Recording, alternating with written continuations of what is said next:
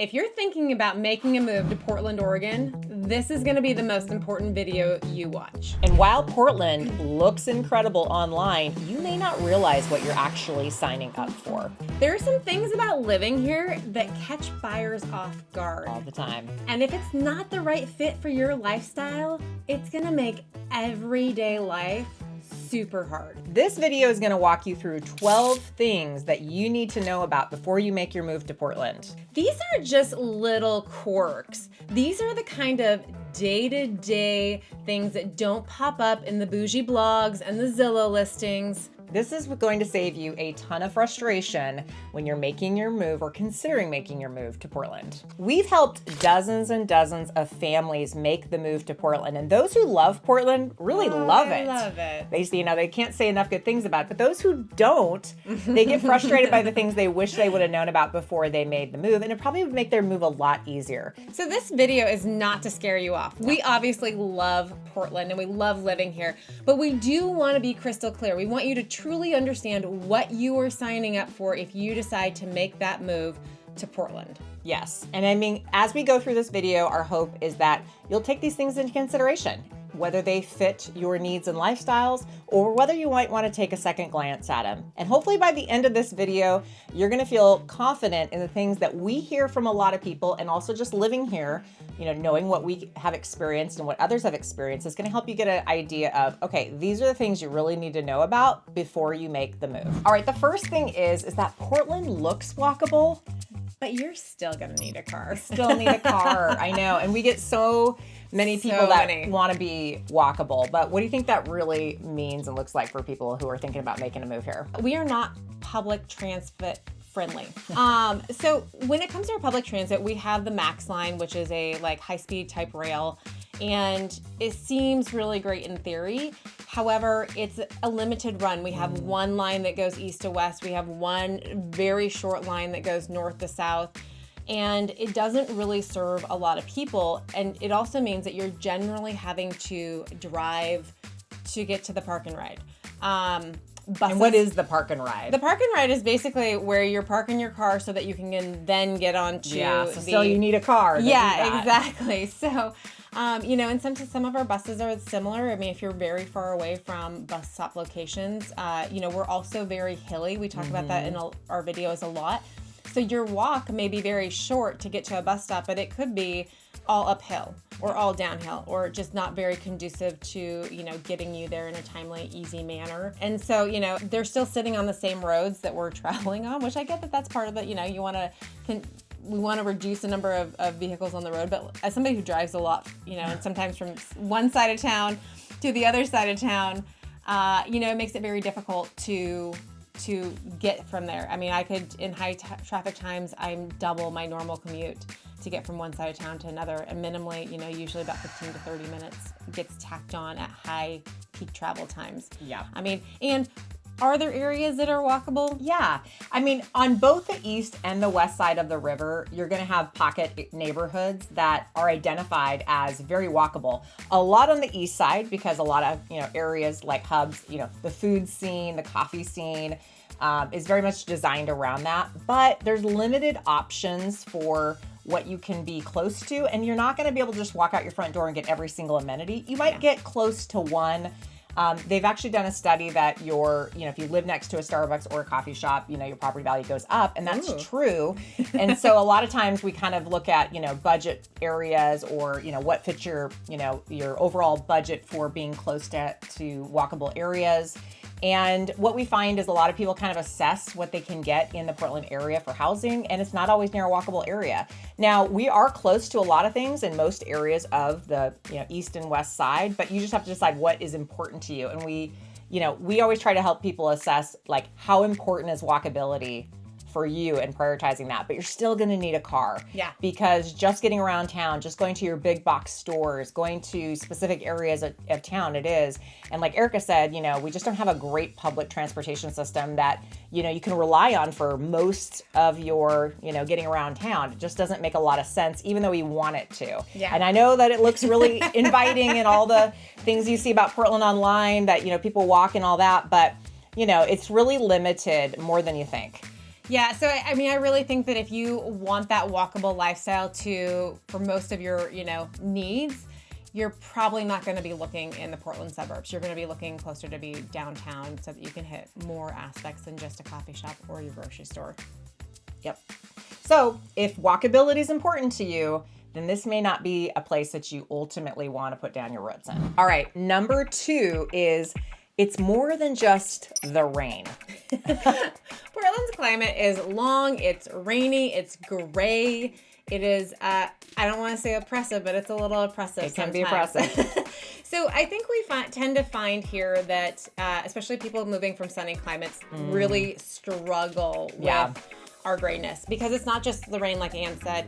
It's the fact that we spend usually November through May in a very close, like the clouds are low, it's very gray, it feels like you want to be inside, the days are short. Yes. And then you add in to that sometimes really massive amounts of rainfall. And we've got like thousands of descriptor words for rain here.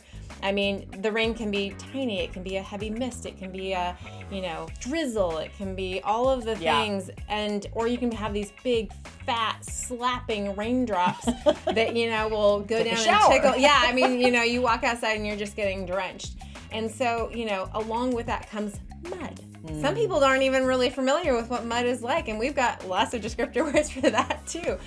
So I think when it comes to, what is our weather like for, 2/3 of the year, it can be a lot for some people who are used to sunny and 70, for 12 months out of the year, kind of acclimate to. Yeah.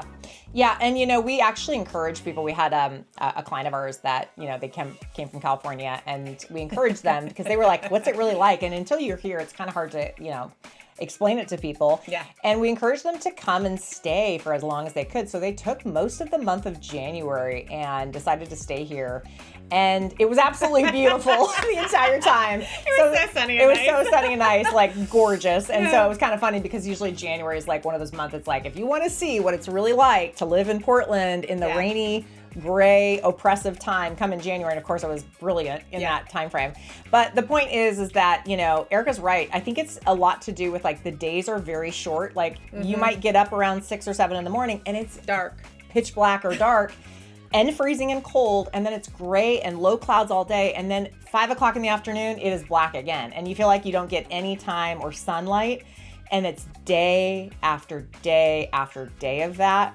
And even as a, lifetime Oregonian, there are some years here in Portland that I am crawling out of my skin for sun, or we'll get like one sunny day amongst you live for weeks. those. And you're just like, oh my God, I just, So, some people have a plan. They go out of state, they take vacations, they have second homes in sunnier states. But if you are affected by any kind of seasonal affective disorder or mental health, or you're very sensitive to that gray, you may want to really think about coming here to stay for a while before you really make this your permanent home, because it just may not be for you. It's a big difference from living somewhere that gets the occasional rain and really loving that versus living in something for, 9 months out of the year where it's, the normal is the rain and the break or the occasional is a day of sunlight. Yeah. It gets to wear on you. And I'm from Washington originally, so I like to say native Northwesterner. Which, we got a lot of rain up there. We got more rain than we do down here in Oregon, but it still does get to you when you're on day 14 of like solid torrential downpours. I mean, we get flash floods after our ground is already soaked with rain. And that's when you start to, everything's wet and everything is, gloomy and gray. You go from dark to lighter dark to dark again in a day. And that, And you know how I know when it's getting to me? I start watching that weather report every day.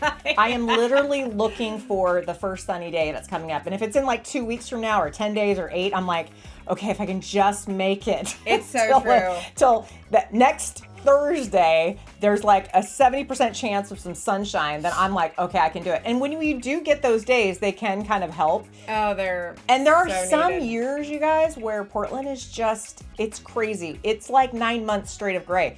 This year in 2025, we're not having that. It's actually been amazing. Gorgeous.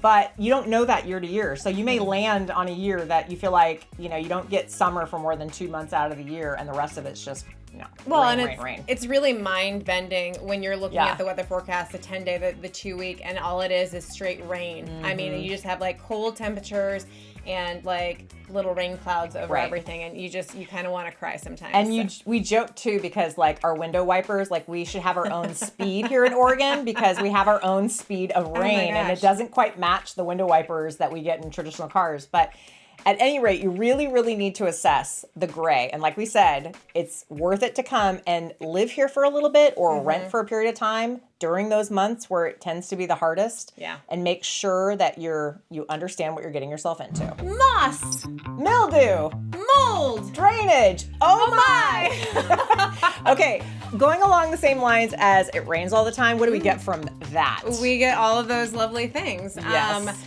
And some people love moss, and I don't think anybody loves mold. I have a friend who loves moss. Oh, okay. She was in California. She moved up here. But long story short, these things grow. Yeah. And, that is something that our weather dictates. And so the maintenance that basically produces for homeowners, even people just renting, is a lot. You're gonna be pressure washing. That, like, owning a pressure washer is like vital. A must, because everything gets slick. I mean, if you have a deck and it gets mildew or any sort of grime on it, you gotta pressure wash every year. Yep. Houses are the same. People are always shocked during our home inspections because we get a lot of, we call it mold. It's not the bad mold, but like it's more of a mildew in our attic spaces. And that's just because we don't have enough ventilation usually. And this, you think about this, our homes have been being built for a very long time, and we're consistently having to add more and more and more ventilation because it's just a problem. Yeah. So, definitely something to think about, that you're going to have a lot more home maintenance, property maintenance when it comes to our climate. Yeah, and usually every spring you are doing a big exterior cleaning outside. So for example, we have a beautiful back patio that we spend a lot of time out during the summertime, but it looks completely different at the end of the spring when we're ready to open up the patio. We've got a thick layer on the back patio of moss and mildew that have grown all over everything. And we cover things up, we try to manage it, but truthfully, everybody deals with it. And so usually around the springtime, you are spending a weekend power washing your patio, your decks, your sidewalks, all of that. You're usually calling your roofing companies to come out and clean your gutters and get the moss off your roofs. And our back patio goes from looking like it's something out of a horror movie to like this magical place of, oh my gosh, it looks so good. And now I feel like I want to spend all, afternoon outside on my back patio, because we all deal with it. That rain coming down, that mildew, all that grime and everything, it's just a natural part of our environment. And much like what Erica said, don't be surprised if you do any kind of, home maintenance and find mold in your attic. Most of the time, in 24 years, I've never seen it be toxic. It's something we deal with. We have mold people on standby on our phones, and we get a lot of drainage issues in the crawl space. Huge. So water in the crawl space. Yeah, and people get really worried about it, and obviously we have ways to remedy that, but because we get so much water, rain, our water tables can be a little bit higher. Yep. So it's definitely something that, is dealt with here. We know how to deal with it, but it can be scary when you're coming into a home inspection and you're like, what is this? It's wrong. Water and crawl space. Yeah. Oh no. Yeah. And so it's really just, and yards are like that as well. So, sometimes people are like, why is my yard squishy? Well, because we have a lot of water. And if enough drainage wasn't added when the landscaping was put in, then you can have issues. And that's definitely, I always say that buying a home in the winter is really smart, because you know what your property's doing when it comes to water retention or how it deals with it. Drainage. But, making sure or understanding how that you're going to have to deal with that. Water is just normal here. So if it bothers you to have too much mold, moss, fungal, exterior maintenance, then it may not be for you to live here. All right, this could be a con number 4 for you. And this is a big one we want you to pay attention to, because we talk to people about this every single week, some weeks every single day. And that is that Portland has minimal one level or main level living homes. And when we get those on the market, they go fast. Erica, what can we definitely share with people about this thing that I know you guys are probably watching this going, oh shoot, I was hoping to get a one level in Portland. I mean, Ann and I get people requesting one level homes all the time. And especially if you're wanting something, you know, like a nicer, more modern one level home, maybe with taller ceilings, those things go like hotcakes. Especially if they're in great locations. Yeah. I mean, I just had a buyer who, you know, we went and looked at this home. It wasn't overly updated. Now it was clean as a whistle. But within the first 2 days on market, it had an offer in. It was expecting 4 more. And last I heard, it was over $50,000 over the list price. Yeah. Because people want it. The people who got that offer accepted, they had written 4 other offers before getting this one accepted, and they were willing to do whatever they had to do. And that's really the mentality that kind of comes along with these nice one levels, is that people will do whatever they have to do to get them. Yeah. And it becomes brutally competitive out there, even in a market where we're at. I mean, in 2025, we're still at high 6s for interest rates. Yeah. And you know, and these are all cash buyers. A lot of their 2-story counterparts are sitting and are beautiful. I mean, we have a lot of nice inventory that is still sitting. But those one levels are not just a I want to have it, it's I need to have it. We have people who need to age in place, who are downsizing, who want to be close to their kids. We have families even that want one levels. And people know how valuable they are, especially if they're relocating into the area, because they look online, they just don't see a lot of them. And when they find something in a location that is matching what they're hoping for, it's, you know, and you're going to have competition. You just have to know that going into it. It's not a matter of, you know, and it doesn't matter, like if these are in good locations, it doesn't matter if it's been updated, but if they have been updated, expect that the pricing is high. Yeah. I mean, even for the square footage, for the location, it's always going to be high and go higher. Yeah. So, you know, we can't stress it enough that if you have to have main level living, you're going to be competitive with other people who are looking for the exact same thing as you. And you're probably going to want to shop under your budget because you're going to have to go above the list price. And when it comes to new construction, shockingly, there's not a ton of one level new construction, and the yards aren't super big. They're few and far between. So it's not any better per se going new construction. And a lot of new construction, quite honestly, are charging a lot more per square foot than the resale one levels. Yeah. And the reality is we just haven't built enough of them over the years, and we don't have enough land where builders are going to sacrifice profit to make what we need as a society, which is more one levels. Density is definitely the focus here, and so the one levels kind of get pushed to the wayside. I mean, if there was a smart builder, hello, everyone listen up, you know, they would come in and make communities of one level homes. But our land is such a premium, and we want the density that doesn't make sense, especially if you want like a 2,000 or, you know, square foot or more home. It just takes up too much space. So you're going to be at an older home. You might need to update it. If you're lucky enough to find one that's updated, do everything you possibly can to get it. Yeah, so heed our warning. What we're trying to express to you, because we know these conversations are happening all the time with people we meet, is understand that the market of one levels and main level living homes is completely different than every other inventory out there on the open market. So while you might be hearing in the open market, the market's slowed down, the interest rates are higher, it doesn't matter. The one levels are their own economy. Their own economy. Yeah. So if a one level home is a must for you, then just make sure that you really understand what you're going to have to do to get that and where might be the best spots to do that. Yay! Oregon has no sales tax. But not so fast. It's not cheap. Yes. Unfortunately, we are not the cheapest place to live. We are the cheapest on the West Coast when you compare us to California, barely, and Seattle. So when people look at the West Coast or they're moving around the West Coast, they're like, oh, Portland, it looks more affordable. But if you're coming from any other part of the country, you're going to notice that we're pretty darn expensive. We have income tax, and we're probably one of the highest estate taxes in the country. So it's not usually where people come to retire for the benefit of taxes, but a lot of people move here to be close to their kids. We have a lot of people who reach out to us who are like, I got to get near my grandkids. I want to be closer to my kids.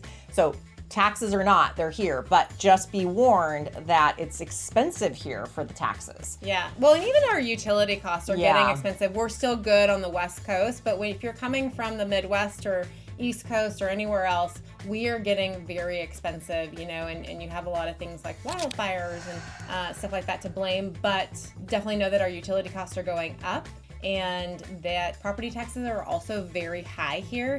People are very surprised when they hear how, the range of which they might be paying, especially on like a new construction type property. It's pretty normal for your property taxes to be, I would say, $7,000 to $15,000 on any given home in, the suburbs or in the Portland metro. Yeah. So, and they can be definitely much higher depending on where you're at. I had one earlier this year that we negotiated a little bit on the price because property taxes for, this home just outside of downtown Portland were $17,000 a year. Yeah. And, edging on $18,000, and they had gone up, I think, close to $4,000 or $5,000 in the last 4 years. So yeah, something to think about with, all these savings by not having sales tax. Well, and I will say too, there's something to be said about Multnomah County. So we have 3 counties in the Portland metro area. We have Multnomah, which is the greater Portland metro. We have Washington County, which is Beaverton, Tigard, Tualatin, Wilsonville, all that. And then we have Clackamas County, like Oswego, West, Linn, Oregon, Clackamas, yeah.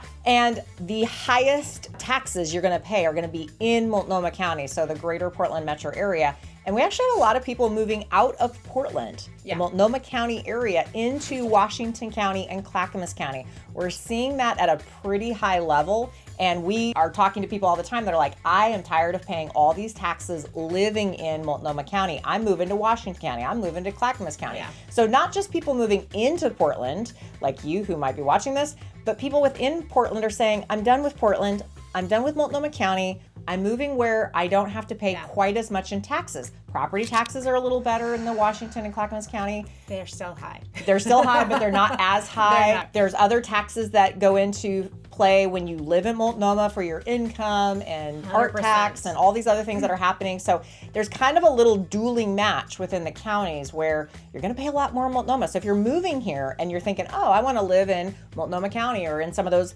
walkable areas like we talked about that are really nichey and all that, keep that in mind, because if cost of living is a factor for you, you might kind of price yourself out of those areas that are in Multnomah County and be better served in areas like Washington or Clackamas. So just be aware. Yeah, something to keep in mind if budget is important, because unfortunately taxes almost never go down, but they always go up. Reason number 6, even school districts are inconsistent in some of the same zip codes or cities. Yeah, and our school district boundaries are wild. So they can change block by block. You may have a Tigard address and you may go to Tualatin schools. They're just very inconsistent and kind of getting shifted all the time, which makes it really difficult. But I think to speak to Anne's point, we have a lot of varying schools and how well they're performing, and there's not a lot of consistency between them in terms of other programs, outside programs that are being offered. So we always say that it's very important to do your homework on this. Schooldigger.com is going to offer a comprehensive look into kind of all things regarding the schools based off of their standardized testing and demographics. And then there's things like greatschools.com, which kind of goes based off of parent and people ratings of how they feel like their interactions have gone with the school. But super important, and also to do your due diligence when it comes time to purchase a home, to make sure that it's in the school district with ratings that you're looking for and what those ratings are based off of. Is it personal opinion, or is it how those kids are actually performing in the classrooms? And then what opportunities are being offered outside of the standard classes? Those vary greatly from school to school, even within districts. And it makes it really hard sometimes to know what's being offered. You could be like, oh, well, this elementary or this middle school is offering this, but not any of the others in that district. So it makes it a big deal, if you have youngsters or kids in high school, to make sure that you're choosing the right area. As an example, this past weekend, I held an open house and there was a lot of people coming through, and there was 2 families specifically that were looking to change school districts. One of them was actually commuting their kid from the east side to the west side. Yeah. And we see that come into play a lot where people are like, I want to be in a better school district. Now, you may not have school children either yet, or maybe you're past that, but it's still something to factor in, because with good schools and good reputations in the school districts usually means your property values hold and go up. highly desirable for resale. So we tell people all the time, like, even if you don't have school-age children, it is a factor when you're kind of looking at, you know, how will this house perform over time with equity?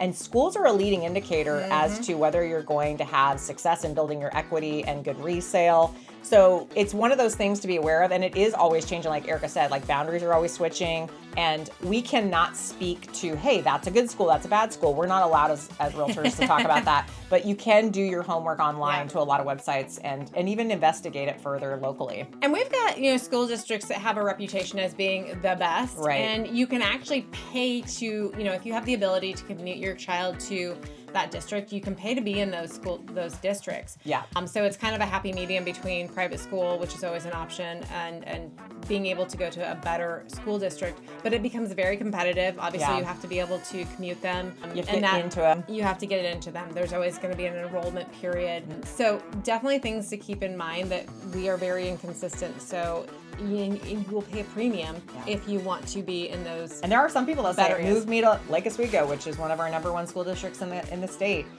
They'll pay more for a house because they're not paying for private school, and schools matter more to them. So if you are thinking about moving to the area and schools are on your mind, definitely keep it in consideration as you're investigating locations. Reason number 7, and we want to come from the heart on this one, guys. Allow us to open your minds. You're gonna have to compromise on something. And this is something we time and time again have to have a lot of discussions around, especially up front. All the time. About what you want versus what you may get. Yeah, I think what's really important is that, like, as we are getting to be a little bit more expensive, and not only on the West Coast, but in terms of, especially against the rest of the country, you know, how far your dollar goes is different. And so we oftentimes speak with buyers where they're like, I want X, Y, Z, A, B, C, and LMNOP, you know, and we're like, okay, that's cool, but you're not going to get all of this, you know, and you really have to dial into what is your non-negotiable. Like, you're going to have 2 or 3 things maybe that are non-negotiables, just absolutely cannot. And you may not know what those are away. You may say, oh, you might have to think about that as you're going through the search. Yeah. And that's okay. Yeah. But you're not going to get everything on your list. And we say it time and time again, and it sounds kind of like we're Debbie Downers. We're really not. It's just the unfortunate truth of our market across all price points. We see it all over. Yep. And I just had Even if you're cash. I just recently had a buyer come into town, and he had a pretty easy peasy list of things that he wanted to accomplish, and he knew. And then all of a sudden something changed for him, and became a non-negotiable that we became aware of. And it dramatically changed. Everything else kind of went off the wayside. But, you know, there was the type of home and an additional outbuilding that needed to be there. Those were non-negotiables. He would change location in terms of not in Oregon or not, you know, in Portland if he couldn't get those. And, you know, luckily we were able to find that, but a lot of the other things fell off, you know. It just, location didn't matter, you know, if those 2 things didn't happen, he was not buying in our market. Yeah. So, you know, you will identify those. It does take some trial and error sometimes, but you're not going to get everything on your list. So if you have a list and it's strict and you have to have everything, I would do some research as to whether or not you're actually going to be able to get that, and take somebody at face value if they say that you're not going to in their market. Yeah, and I think that's a really important lesson here, is that it's rare we say this, but it does happen occasionally, where we say you're just not going to find what you're looking for in Portland based on your budget and your needs and your wants. Yeah. And you really need to decide up front if that's going to work for you, because, you know, while Portland is the most affordable West Coast city, it's not going to give you everything you want. And we always have to kind of walk people through that kind of process as they assess moving here. And it's okay. You're not from here. You don't know the market. You don't know what you can or can't get all the time. Or sometimes you see things online and then you realize, oh, it's not what it, you know, advertised as. But that's where we can come in and help you out. And again, we just want to put a soft plug here. All of our contact information is listed below. If you do want to have a conversation with us about, hey, we're thinking about making a move, but can we get what we want? And it's a healthy conversation to have, especially before you make a permanent residence here in Portland. All right, so number 8 is a very touchy topic, but it is our exploding homeless population. Yes, and unfortunately with a exploding homeless population usually comes more crime. Oh, yay! probably heard some stuff in the news. I mean, it's really hard for us to not talk about it because it's usually in everyone's mind. It is a conversation a lot of people want to have. You know, during COVID era, Portland was on the map for having an explosion of homeless. But I will say a lot of big cities are struggling with this issue. We have colleagues all around the country that are seeing this become an issue, and it's a very difficult thing to manage. But one thing you can expect when you come to Portland is you're gonna see it. You will see it. You will absolutely see it. Now, has it changed and evolved over the last few years? Yes. We don't know if it's getting better or not. Sometimes we think it's getting better, sometimes we don't. But I will say that sometimes they've just come through and done a sweep, so it seems really good. Well, and something to be aware of is that now if you're making over $120,000 a year, you're going to participate in a 1% homeless tax on your income. It's just the way it is. We all pay it here, and that is going towards services that help, we hope, to mitigate what's happening in the homeless population here in Portland. But there's a lot of people, especially in Multnomah County, in different neighborhoods and areas where they feel like it has gotten worse. They see the tents, they see the needles, they see the drug activity, and they see and feel the crime. Yeah, and I think, you know, what's important to know is that in Portland, it can be kind of street by street, block by block. Yes. You know, you may have $1 million+ homes and, you know, 2 blocks over, you've got a homeless encampment. And those things kind of, you know, shift, but they are, you know, the opposite of few and far between. They are kind of everywhere. And you see it on the highways, you know, you see the camps.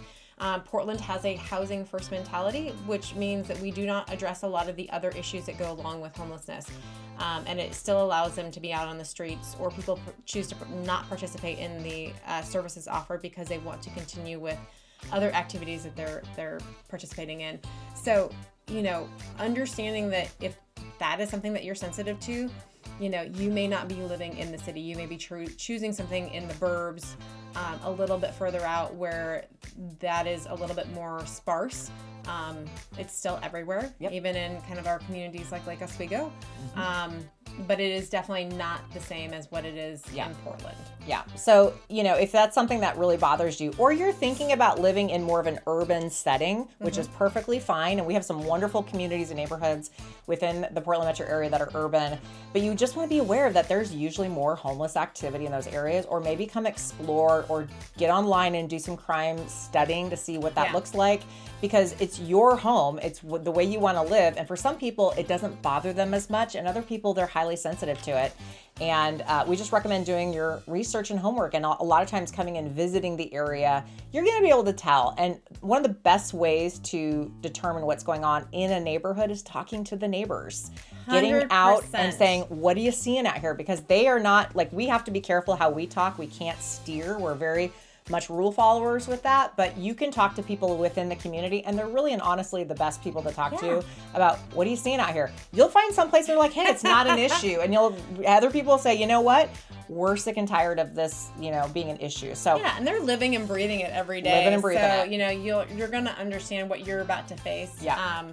And you know, we just did this the other day. We were talking to people, and it was a really eye-opening experience to see, you know, how other people are feeling about things. So definitely get out there, talk to your potential future neighbors, and understand what might make the best location for you if you're sensitive to homeless, because we do have it. All right, so number 9 of things that you need to know if you're thinking about moving to Portland is that Portland is not the thriving downtown metropolis that it used to be. Yeah. So we hear all the time, and we experience this ourselves as well, that, you know, we all used to go downtown for a great dinner. We had great restaurants. It was great to walk around. And then go catch a show like a play or the opera or any of those things. And it is not the place you really want to be anymore. We've found that a lot of our, you know, kind of flagship restaurants, these mom and pop places that were just thriving back in the day, they have closed up shop. It is no longer a place that they want to do business. Yeah. And, you know, we still have obviously plays and shows, but I have found that most people they're not going at the rate that they used to go. I mean, it was pretty normal that a large faction of people would be like, have play tickets, like season play tickets or tickets to the opera, the whole 9 yards. And people are choosing to kind of stay out of the city for sporting events. I don't find them to be quite as It used to, just so you know, if you're not from Portland or know about our history, we had a rich history the 90s and early 2000s of going downtown for dinner with friends, grabbing drinks, going to the top of, you know, some of these restaurants that, you know, just looked at the skyline. PCG, baby. And yeah, or going out and like enjoying a club, or just going downtown to go for a run, or walk along the waterfront, or even like there's an area on the waterfront where, you know, they had a restaurant that you could pull your boat up to and have dinner and all that. It was really thriving in the downtown area. Really, the waterfront used to be was such happening. an attraction, and it was beautiful. Yes, and it was like, I've always been kind of a suburb girl, so going downtown always felt like, ooh, I'm going downtown. Like, I got to dress up a little bit or whatever.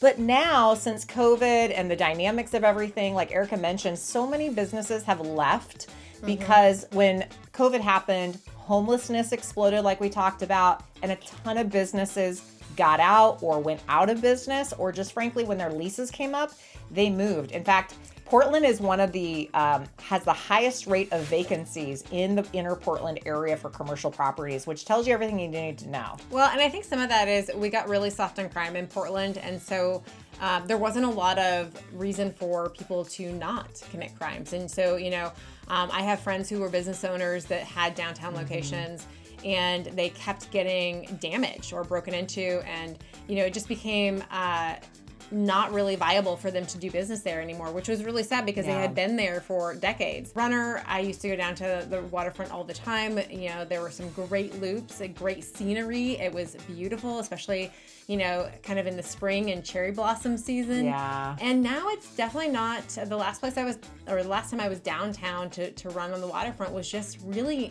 not as nice. I mean, there was a lot of homelessness encampments, a lot less business. It had really kind of been turned into kind of just a transactional place. Yeah.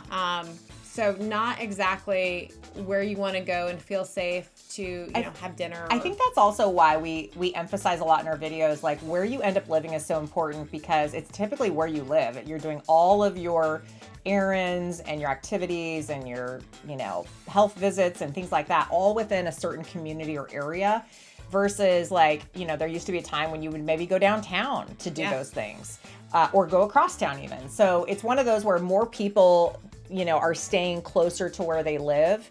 And I think it's going to take quite a while for downtown to revive. They are working on it. Portland's realizing they're losing a lot of, you know, business tax by having all these businesses flee the area. But this sort of thing has kind of changed the landscape of downtown Portland and the way that Portlanders behave in terms of their dining, their entertainment, and where they choose to spend their time. So if you are a person that likes to go to the downtown area and enjoy the downtown scene, this may not be the exact right fit for you, or at least understand that it may be that you're looking at other areas of town to enjoy your dining experiences or whatever, because it may take a while before Portland's downtown epicenter is making a full comeback. Yeah, 100%. So number 10, take a hard left. Progressive politics play a daily part of our life here in Portland. We are very democratic. I would even say very liberal and very hard left. And even some Democrats who've moved here are surprised about how very democratic, very left we are. I would say that Portland is on the very liberal left side of left. Are we kind of explaining it? It's left, people. Not right, left. It's not even like middle left. It is left. No, we are hard left. So we are very progressive. We are, you know, that is experienced daily when you're in Portland. It guides all of the political happenings at the city level, at the local level, at the, you know, obviously at the state level. So as Ann said, we have had people leave because of this. If this is something that you know, this is probably something we should really emphasize, because we have seen a lot of people leave Portland. That's one of the reasons people leave Portland. Yeah.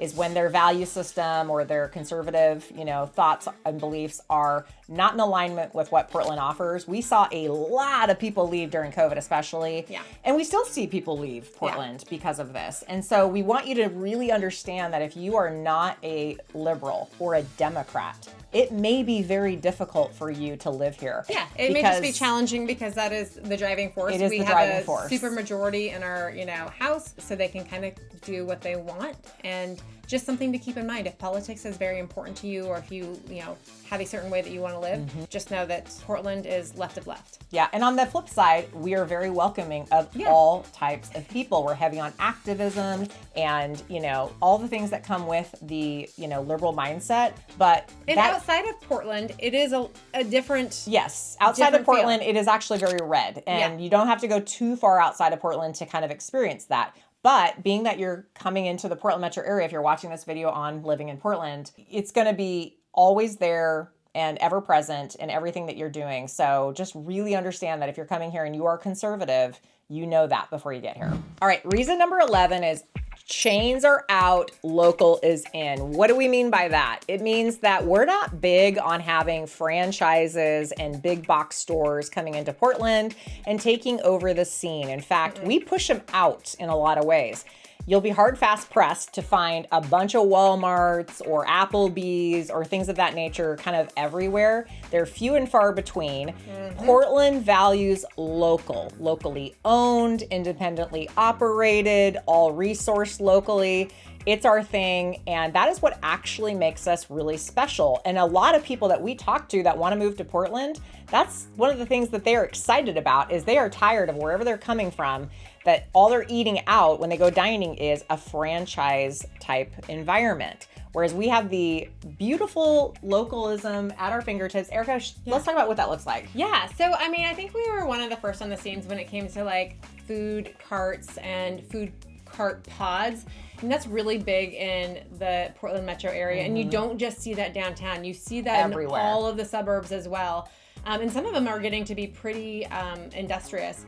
But we love the local. We have farmers markets everywhere. Some communities have multiple. We shut down streets and we just let all of these vendors come in, and you can get everything you need, you know, from locally sourced meats to vegetables, fruits, the whole 9 yards. What's actually really cool too is that a lot of our areas, you know, especially just outside the metro, you can go to the farms and you can self-pick. Yeah. I mean, it's kind of wild. You know, you're literally pulling those fruits and vegetables right off the vine or right out of the ground. Or even part of the co-op. Yeah, and we have a lot of co-ops where you can get, you know, deliveries of food that are grown in a manner that, you know, works for you. A lot of sustainability, local, small batch stuff. And I think that's just the name of the game. You know, we really do value health and well-being in Portland and the metro area. And so that kind of just, you know, bleeds out into the rest of how we're eating and feeding ourselves and taking care of ourselves. But the idea of these big chain, you know, restaurants where you can go, you know, you could be in Milwaukee or you could be in, you know, Portland and get the same meal is not cool with us. And so we like to explore, we like to support. You know, I think what we love is we get this question all the time is like, is there a farmer's market in every community? Even like smaller neighborhoods within a community have their own farmers markets during the summer. And Portland has some, I will say they really go off the charts with some of their farmers markets. They have one on the weekend, Saturdays, I believe, in the park blocks of the college. Huge. I mean, you can get everything. You can get prepared foods. You can get your local, you can get meats and exotic meats and coffee, you know, off the charts here. But there's nothing that you can't get, and it's all beautiful. You can get organic or conventional, and it's a cool way to also understand where and who is producing your food. Yeah. Which I think is, you know, in some areas not very understood, but that is something that we thrive on here. And then we do a lot of farm to table as well. A lot of restaurants are locally growing and producing foods that they either own those farms or they have paired with these farms to do so. And it makes a huge difference. I mean, the quality of what you're putting into what you're producing is the name of the game here. That's the one thing I really value about living here is the localism. You know, small businesses who want to open a restaurant that is owned locally and prepared, like they can get their own kind of cult following with the community and outside of the community, because people literally, our tourism is our food. People, in fact, I was just at a conference this week where I met a guy who came in from the East Coast, and he said, my wife and I took we had 3 days of vacation off, and where did we decide to go? We came to Portland, and he said they ate 25 meals in 3 days. I'm like, I don't even know how you do that. We have so many good spots, and actually, I mean, here's a really funny thing. So me and my friend, we went to the Pumpkin Patch on Savi's Island, and they also grow locally, you know, grass-fed beef. And we stood in line for an hour. We did not understand why this line was so long, but we stood in line for an hour to get a hamburger, and that was the best thing. I mean, it was made with their locally raised, you know, grass-fed organic beef, and that thing was amazing. It was. When's the last time you went and had like so freshly made fantastic, off the farm a hamburger? Yeah, I mean, you know, it wasn't exactly what we were there for, but it totally worked out. And it was probably, we still talked about those burgers today. So the quality of what you're putting into your body, into your, you know, it makes such a huge difference. And we find that all the time, you know, with our local bakeries. Yeah. And let me plug coffee for a minute, because I'm a coffee fanatic. And I love living in a city that values coffee. And we are in the top 10 of the best coffee in the world. In fact, Stumptown Coffee is in the top 10 rating, and they are a local roaster, and a lot of, you know, people love their coffee. But we have, you know, mom and pop coffee shops everywhere, and it is so cool to go around town and experience all the different coffee shops and their techniques. That's kind of the fun thing too, is that like I grew up out in kind of the Hillsborough, Tannisbourne area, and I shouldn't say grew up, I was in my early 20s. I was still growing up. But we have Long Bottom out there, and Long Bottom, you know, they have a little cafe that goes along with them, and they are a local roaster. And I remember when I used to be riding my bike, and you'd drive by and you could tell when they were roasting, and that was the coolest thing. And then you could go into the local shops and you knew that that was a very fresh product. That was not something that had been shipped from, you know, the East Coast, the Midwest, or some other country. That was like literally produced right here. And that is, we loved it. I absolutely, I mean, Long Bottom, here's your plug. So we do have Starbucks, FYI, but we value the local coffee shops. And we've got so many. Roasters, shops, the whole 9 yards. And that goes for just about everything. I mean, we've got a lot of local entities, bakeries, the Pearl Wineries. If you're into, you know, good wine, we've got world-class wineries that are all local here. We even have some like new kind of boozy options, you know. We've got a lot of distilleries coming in. I mean, microbrews. Yeah, so a lot of what we do here when it comes to food and beverage is, you know, it's made right here. All right, so number 12. We're very friendly here, but we're very hard to meet. Yes. And get to know. What we mean by that is we hear all the time two things. Number one, wow, people in Portland are so friendly. I mean, we literally hear this all the time. Wildly friendly. People who move here are like, people stop and talk to you, and when you're driving your car, they let you in, and like, we're just very kind in that way. But we're very hard to meet, because one thing we hear from people is as friendly as Portlanders are, and that we're known for that, it's hard to meet a new community and group of people here. And what we encourage people to understand is that, you know, if you're somebody that is looking for community, you're going to have to make it. Yeah. You're going to have to get involved in interest groups and hobbies and, you know, organizations that are important to you, because that's where you're going to find your community in. And you're still going to have to put yourself out there. You really have to kind of be a little bit of an extrovert sometimes, which seems odd for such a friendly city. Yeah. But we really are like, we'll extend a hand, we'll help you out, we'll let you go first, you know, at the four-way stop. Aside from that, we kind of get into our own. We're not having you over for dinner. We're not having you for dinner. We're not breaking bread. It's going to take a moment before we like really consolidate that relationship and get to know you and dive in. And I think some of that goes to the fact that we're a very transient city. Yeah, that's very true. You know, and so it's kind of hard to really make those relationships last. And the other thing, you know, I experienced this with my good friends where we talk every day, but like we don't get to see each other that often because we're kind of on opposite areas. You know, we're about an hour apart. And that's not a really doable commute, you know? Yeah. And so people get kind of stuck in their own little areas. And I think you really have to make those efforts to kind of start those relationships. And, you know, to be honest, like we started our friendship at the barn where, you know, I have horses and we ride. We were both boarding. Or you and I had similar workout interest groups. I met Erica working out. You know, it's one of those things where I have a theory on this, which is because we have, you know, a climate that often keeps us inside a lot. Not that you can't go outside when it's raining, but, you know, 6 to 8, 9 months out of the year, it's, you know, the weather is a little colder and you're not exactly running outside. Also, our downtown area, as we mentioned, is struggling to kind of like bring people together like it used to. And people are just staying in their communities and in their areas more, especially since COVID. So our biggest recommendation for people if they move here and they're going to they don't have family or friends, is you really got to get involved and lean into those activities and hobbies and things that you are interested in, or maybe you're just like got to get new to something to meet those people. You know, and here's a great, I just met some buyers that had recently closed on their property and they were moving up here from out of area, and she was in choir. And I know that she was actually getting ready for, you know, more auditions because she was going to go, and that was going to be one of those ways that she met people. But, you know, it's really just kind of diving in. We've had a lot of musicians who have come in, and that's the first thing, you know, because that's really how you're going to meet your people, is doing the activities that you like to do. And that's exactly what they were doing to kind of make their communities. They were also very outgoing and went and, you know, met all of their neighbors and, you know, explored that option before they made the offer on the property so that they knew what type of area they were moving into. Yeah, so if it's important to you to have community and make friends and develop that, just understand that it's not going to come just walk up to your front door. It's something you're going to have to kind of lean into and also, create for yourself. Yeah, nobody's bringing you cookies on your first day. All right, so here's the bottom line. Our housing market here in Portland, not crashing. Nope. And if Portland sounds like it is the place for you, if you can deal with these 12 things, then make a move sooner than later. Erica and I talk to people every single week about whether it's the right move for them. They're worried about choosing the wrong neighborhood, making this place their home, and we do it all the time. So reach out to us because we can help you prioritize what's important. We are boots on the ground here every single day working with our clients. And if you need more clarity on what area makes the most sense, are you a downtown urban Portlander? Are you a suburbanite? Are you somewhere in between? Check out our other videos. We have done several on all of these wonderful communities, both Portland and outside in the Portland metro area.